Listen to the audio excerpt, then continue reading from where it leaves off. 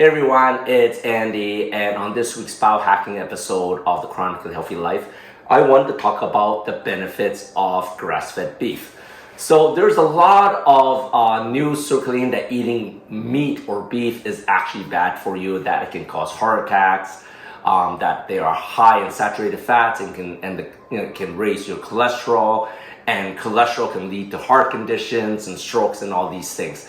Well, studies have now shown that saturated fats is actually good for you, right? A lot of these studies that show saturated fats were not good for you. Well, guess what? They're 40, 50, 60 years old. And remember smoking back in the day when they said that smoking couldn't cause cancer? Well, same thing. Now that we know that it can cause cancer, no one smokes anymore, right? It's the same thing about saturated fats. Saturated fats is actually not bad for you. It's all the other fats out there that can cause problems that arose back in 1960 from Dr. Ansel Keys that demonized fat, and that's where margarines start coming out, trans fat, processed meats, all the low fats that they use like sugar and salt to give you added flavoring.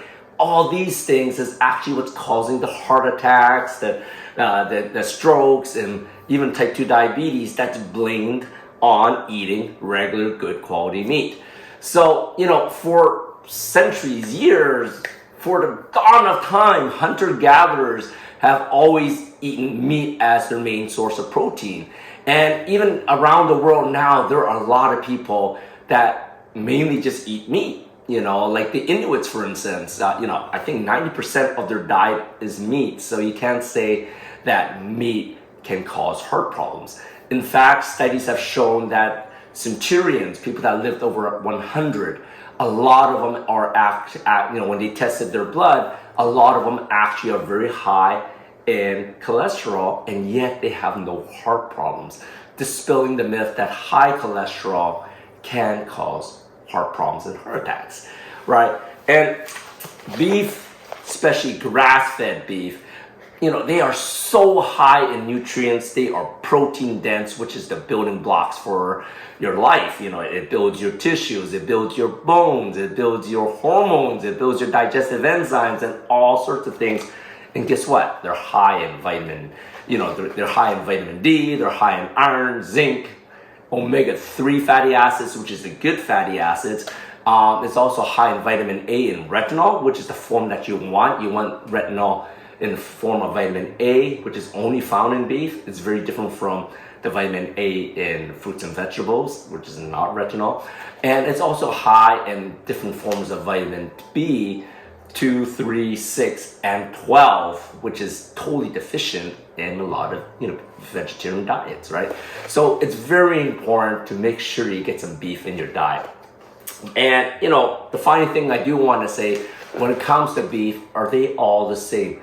Well, it's not, right? Make sure you're eating grass-fed, grass-finished beef that is pasture-raised. Not something that's coming from these factory farms that can be feeding their cattle soy-based proteins, which can be high in chemicals and pesticides.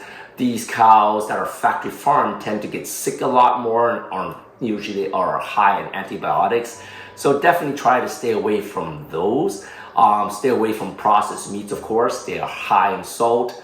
They are high in sugar, right? And high in nitrates, all bad preservatives that can cause heart problems, right? So when it comes down to, does meat and saturated fat cause problems? Well, it actually isn't the meat or saturated fat that causes problems. It's all these other things that are in the bad meats that can be causing that problem.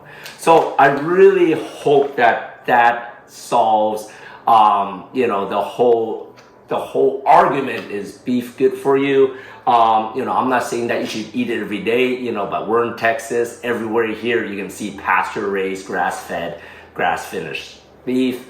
But fire up the barbecue, or fire up your stove, whatever works for you, or your oven, and cook some beef now. Very great source for protein, great for your heart, and great for longevity. I'll see you next week.